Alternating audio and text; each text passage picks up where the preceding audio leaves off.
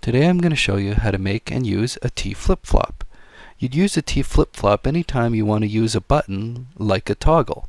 For example, you hit the button once, the door opens. You hit the button a second time, the door closes. In the past, making T flip-flops was a little complicated. You actually needed to make some pretty big circuits just for such a simple feature.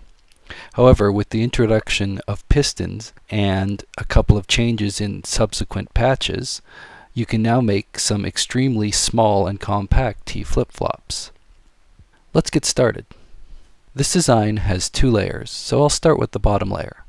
First I'll place the blocks, and then the redstone repeater. Make sure to set the repeater to a 3-tick delay.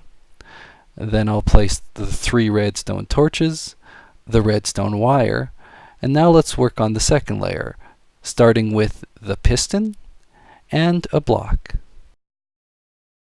Here you have the completed T flip-flop. The T flip-flop has one input and one output.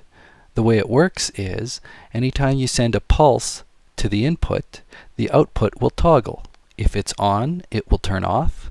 If it's off, it will turn on. Let's add a door and some buttons and see it in action.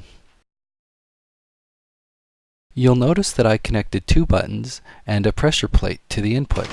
I wanted to demonstrate that you can have multiple buttons controlling the same T flip-flop, and you can also use pressure plates instead.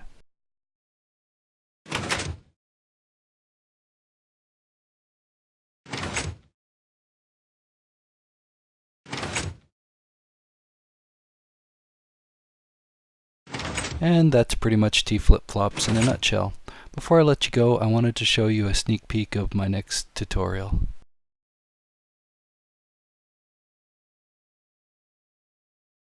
Here's an example of a T flip-flop being used.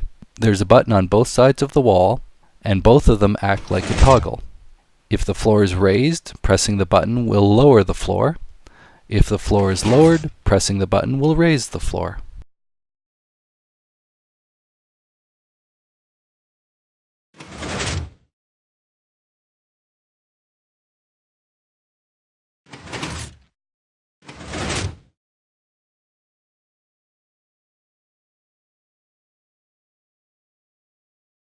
Now here's where things get interesting. You might have multiple entrances, and you may want to activate the lava traps as nighttime approaches to prevent monsters from getting in. It would be kind of tedious to go around and activate each one separately. So here I show an example of 2 centralized buttons. One will lower the floor on all the lava traps simultaneously. The other one will raise the floor on all the lava traps. In my next tutorial, I'll show you guys how I made this. If you'd like to see the tutorial, why not subscribe to my channel so that you'll be notified when I upload it.